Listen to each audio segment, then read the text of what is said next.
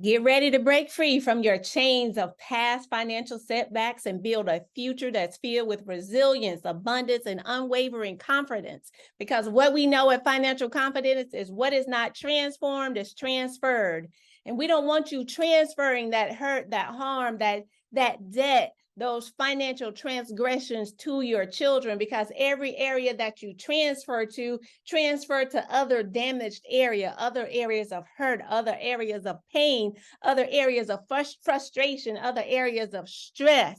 At Financial Confidence, we know that a good man leaves an inheritance for his children's children. And on today's show, we're going to help you heal from financial trauma. So go get your pen and your paper. As you can tell, I'm excited about it. I hope you are too, guys, because it's time for us to transform here on Financial Confidence. Oh yeah, I'm Lynn Demmons. That's Demmons, no demons here. We want to thank you so much for tuning in for this episode of Financial Confidence on WYTV 7 Community Broadcasters Network.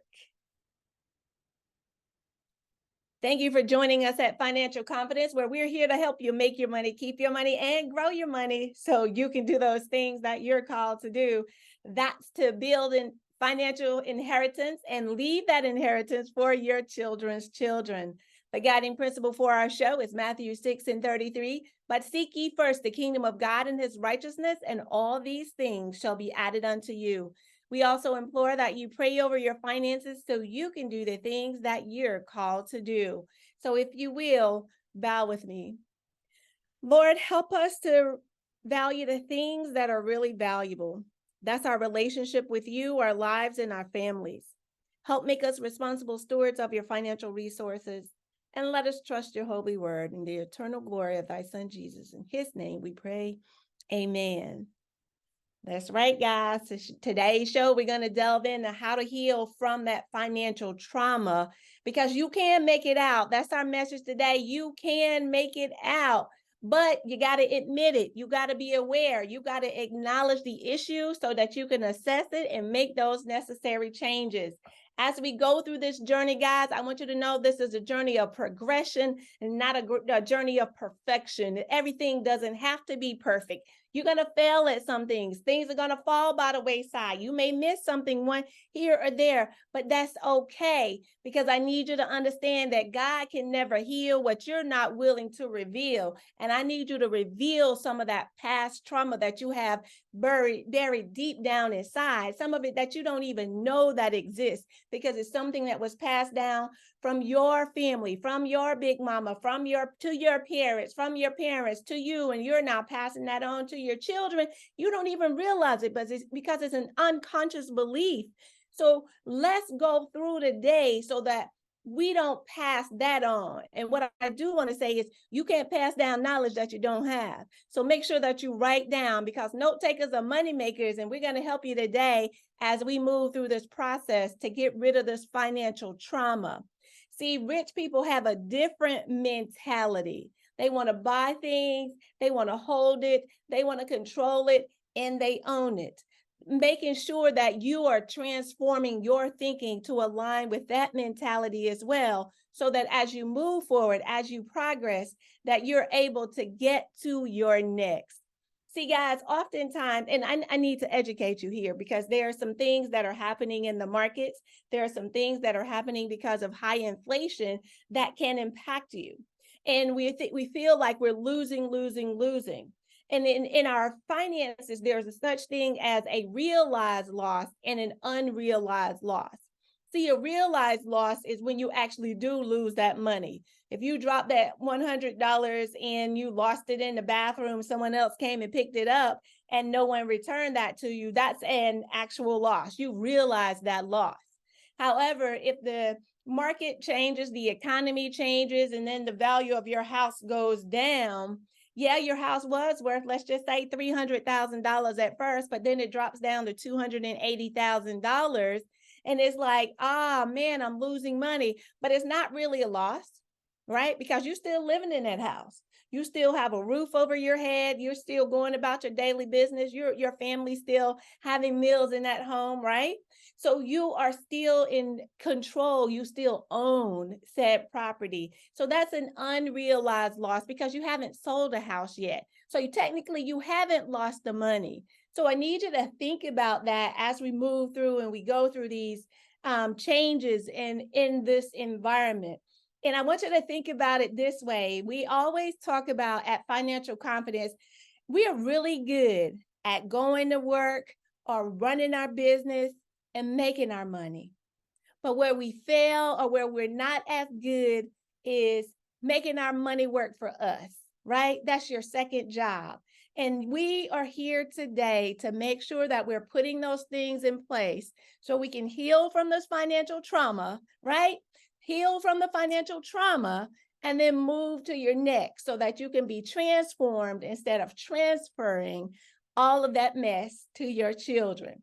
So as we look at it, guys, I want you to think about this too. We see the stock market. Stock market is easy for us to think about because it's everywhere, right? It's prevalent everywhere. Even if you don't watch the news, it's on the apps on your phone, it's on your computer, your laptops when you turn those on. There's a stock market information that pops up on your screens. It's everywhere.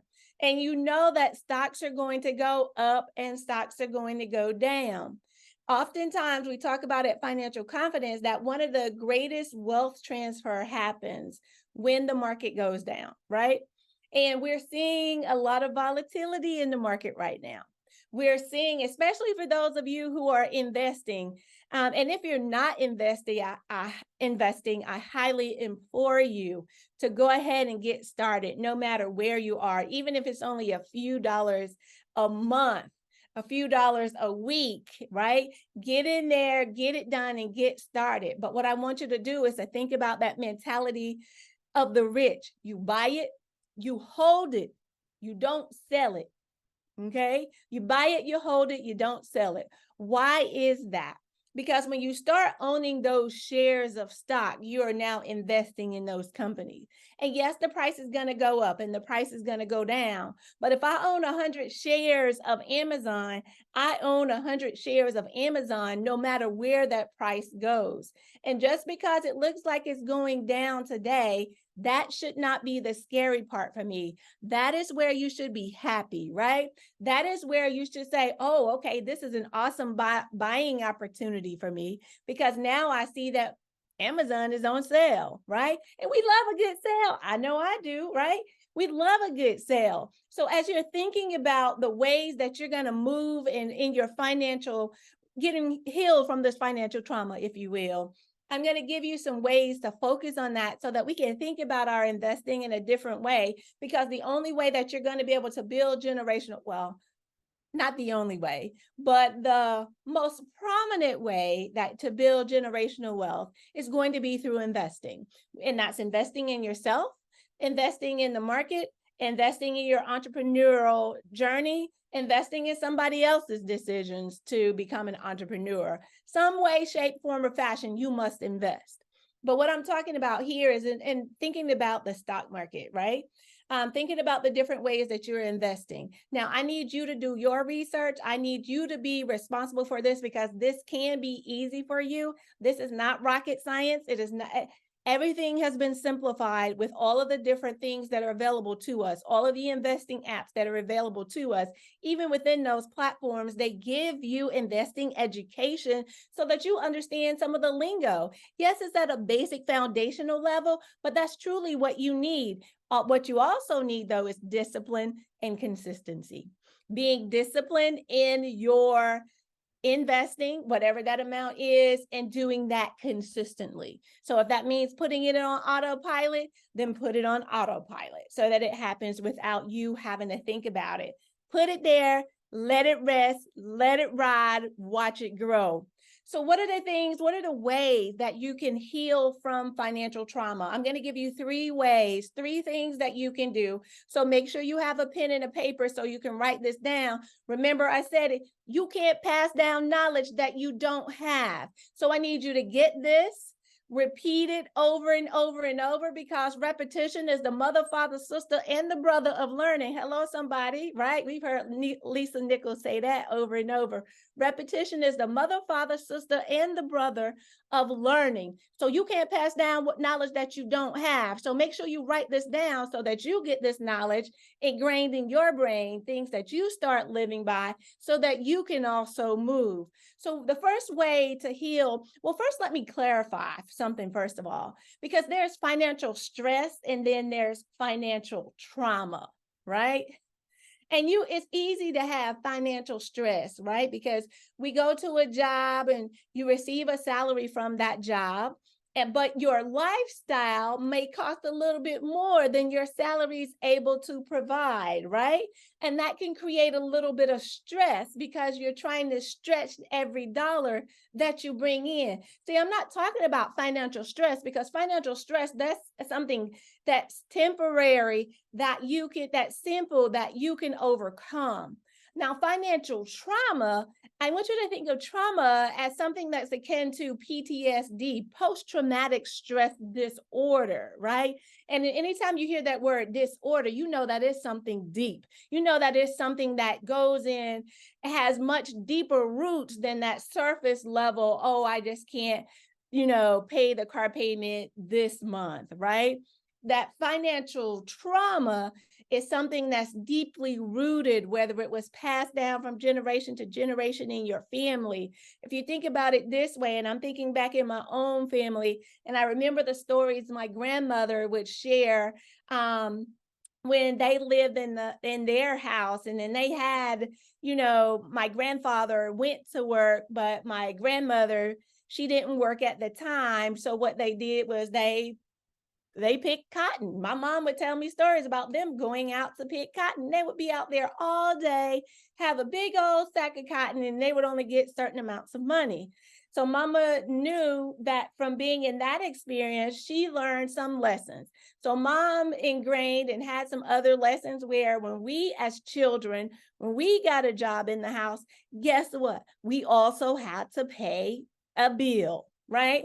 So we weren't living at home with mama for free, and that's just, it is what it is. But guess what? It taught me, my sisters and I, how to budget differently, right?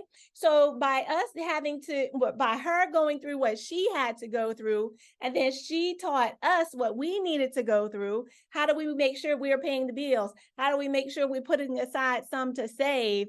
And those different things. And now it's progressing to me now. As to me, I'm teaching and training my son. My son has a college fund. My son has an investment account. My son has had these things from the time that he was born. Why? Because it's a different mindset.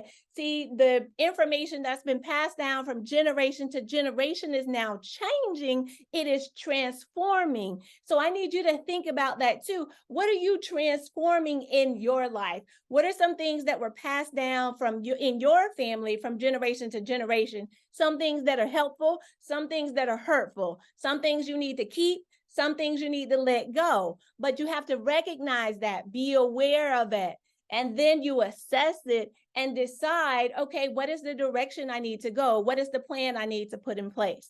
So what are those ways that you heal from financial trauma? The first thing that you must know is that things are going to happen.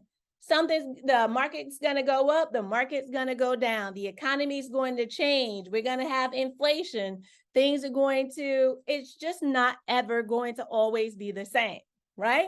So during downturn times, it is very important to keep cash on hand. But some people say, no, don't keep your money in cash, while others say cash is king. During down times, keep cash on hand. Why? Because you must be prepared for the opportunities that present themselves. Oftentimes on down times, people are distressed, but you must be able to position yourself to get in and build wealth for yourself. How are you going to now gain wealth? You can now have that cash on hand. You can purchase distressed properties. You can buy stocks that are on sale, those companies that are on sale when those market prices start to dip, right? So purchase those distressed properties, buy stocks. The most valuable asset you have is your future. Yes, let me say that again. The most valuable asset you have is the future. And what you do today can help determine what your future looks like. So, thinking through these things and being prepared and having cash on those down when the market turns around, you position yourself to be able to gain wealth and do the things that you want to do, whether that's real estate, that's stock, that's land, whatever the asset is, whatever is the interest, what is going to motivate you and keep you going as you build wealth. But remember, the goal here is to buy it, hold it, don't sell it, because you control it and you own it. That's what you need to do. The second thing, guys, that's going to help you heal from financial trauma is diversification. And you say, what? We hear about diversification all the time. That's nothing new. No, it's not. But when you diversify, and we heard Big Mama or Big Grandma would say, don't put all your eggs in one basket, right? When you diversify, you make sure that you're covering yourself. When you're investing in the market, if they say I'm invested in the SPY, the S&P 500, that means you're invested in multiple companies, right? And having all of these different stocks, if you will, within that same basket will help you to diversify. So all of them are not in the same company. It's in a variety, the top 500 different companies. So you know that you are going to be protected. Okay. So when something goes wrong in one area, you have a soft place to land in the other areas, because all the companies are not going to do bad or not do poorly at the same time. Every market goes up and every market goes down. You just have to be ready and know how to deal with it. Get your emotions out of it, right? No emotions.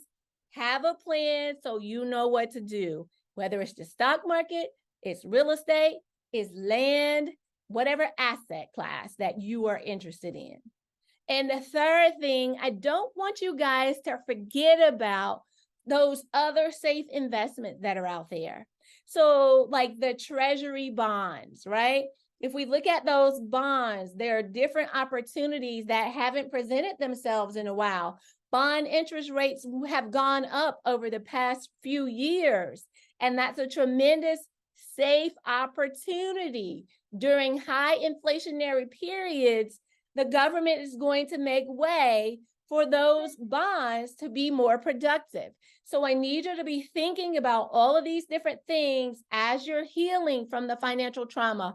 First, you got to recognize it, identify it, because God cannot heal what you're not willing to reveal. Trust and believe He already knows it, but you need to be aware of it so that you can make changes. Yes, you pray about it, but you must also be about it. You got to do, right? You must do something. You got to plan, you got to do, you got to act, you need to assess it. And if you need to plan again, then go back to the drawing board. But you must go through the process to ensure that you are healing from that financial trauma. Guys, I am hopeful that you are ready to break free from those chains of your past financial setbacks and build a future filled with resilience, abundance, and unwavering confidence. I'm Lynn Demmons. That's Demmons, no demons here. Thank you so much for tuning in for Financial Confidence at WYTV7.org. If this information has been invaluable for you, go on over to WYTV7.org, leave a donation so we can continue to do what we're called to do. That's to educate, empower, and encourage. Thank you so much for tuning in for this episode. Don't forget to like and share, because sharing is caring. That's right. Sharing is caring. And we'll see you the next time, same place. All right, guys? Until then, stay safe.